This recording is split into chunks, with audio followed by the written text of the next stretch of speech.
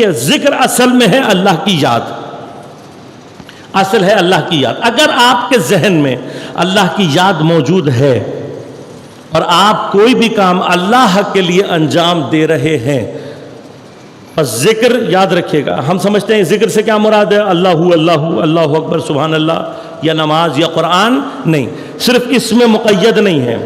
جب ذکر اللہ کہا جاتا ہے، اللہ کا ذکر کہا جاتا ہے، تو مراد کیا ہے؟ اللہ کی یاد اگر آپ کے ذہن میں ہے اور آپ کام اللہ کی خاطر انجام دے رہے ہیں، تو جو کام آپ انجام دیں گے وہ ذکر اللہ بن جاتا ہے۔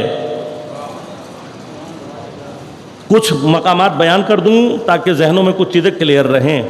اگر اللہ کو ذہن میں رکھتے ہوئے اللہ کی خاطر آپ اپنے ہی بچے کو پیار کریں گے، عبادت ہو جائے گی، ذکر اللہ بن جائے گا۔ اللہ کو ذہن میں رکھتے ہوئے اللہ کی خاطر اگر آپ اپنی زوجہ سے محبت کریں گے، ذکر اللہ بن جائے گا، عبادت بن جائے گی، ثواب ملے گا۔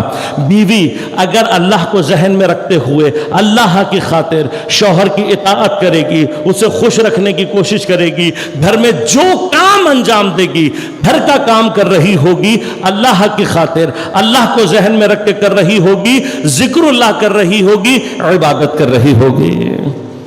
بس کوئی مرحلہ حیات کا ایسا نہیں ہے جو اس کنڈیشن میں ذکر اللہ سے باہر ہو جائے۔ بس آپ کا ہر کام اللہ کا ذکر بن سکتا ہے اگر اللہ کی یاد آپ کے ذہن میں ہے اور اللہ کی خاطر آپ اسے انجام دے رہے ہیں۔